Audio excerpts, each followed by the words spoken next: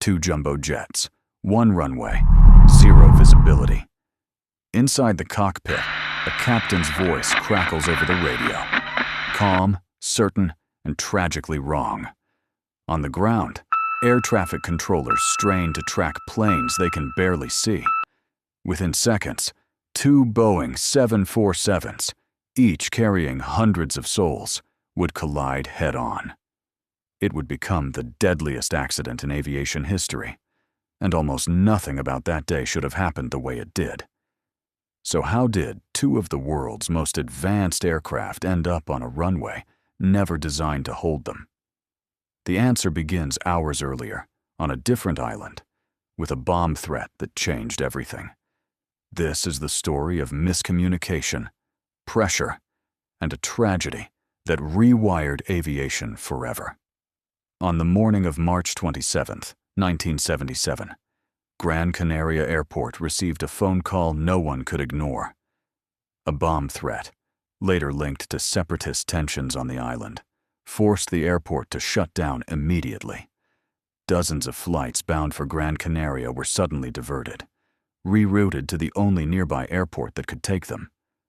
Los Rodeos was a small regional airport, built for local traffic, not for a sudden invasion of international jumbo jets. Among the aircraft forced to land there were 2 Boeing 747s, KLM Flight 4805 and Pan Am Flight 1736. The KLM jet was piloted by Jacob van Zanten, one of the airline's most senior and trusted captains. The Pan Am jet carried American passengers on what was meant to be a relaxing Mediterranean cruise connection. Both planes were parked, engines off, waiting for Gran Canaria to reopen. But the fog wasn't lifting. It was getting worse.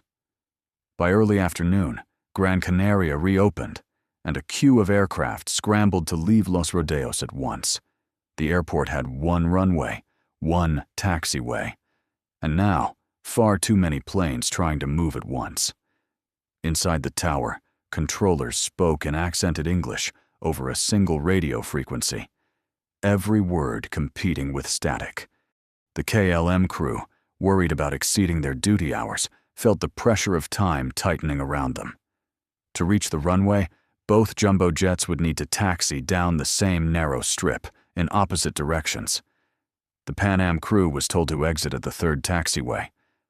But in the fog, 3rd was about to become deadly ambiguous. Visibility had dropped to a few hundred feet.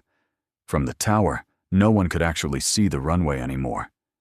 And now, at the far end of that runway, the KLM jet was turning around, preparing for takeoff.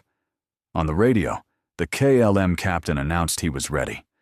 The tower responded, but the message that followed would be misheard by everyone listening. The tower gave clearance instructions, not takeoff clearance.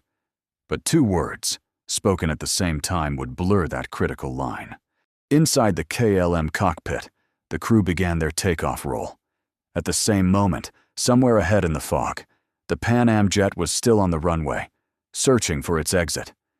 Neither crew could see the other. Neither tower could see either plane. The KLM jet was accelerating. Faster. Committed now. There was no stopping a 747 at this speed. Then, through the fog, a shape. The Pan Am jet. Directly on the runway. Directly in their path. There was no time to stop. No time to turn. Only seconds, and then none at all. 2 Boeing 747s collided on a runway in the Canary Islands, and in an instant, 583 lives were lost.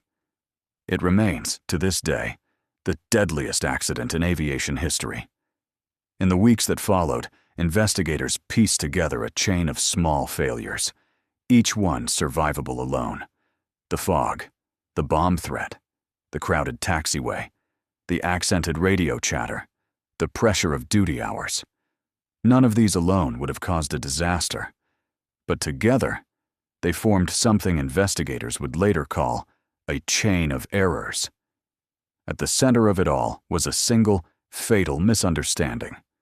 2 transmissions, spoken over each other, leaving critical words unheard. Investigators found that simultaneous radio calls had blocked a warning from ever being properly heard. And beneath it all was something harder to diagram: the quiet authority of a senior captain and a crew reluctant to challenge him. It was a lesson the aviation world could not ignore.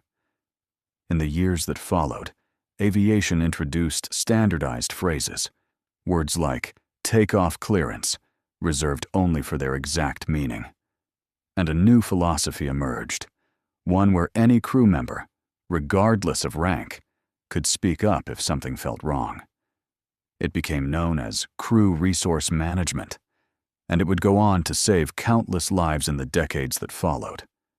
But on that single afternoon in 1977, none of those lessons existed yet. Two captains made decisions that seemed reasonable in the moment, decisions thousands of pilots had made before them, without consequence. That's what makes Tenerife so unsettling. Not that something extraordinary went wrong, but that something ordinary did. A cue, a delay, a misheard word. The kind of moments that happen every single day and rarely end like this. And somewhere, on a runway not so different from this one, the next chain of small mistakes may already be quietly forming.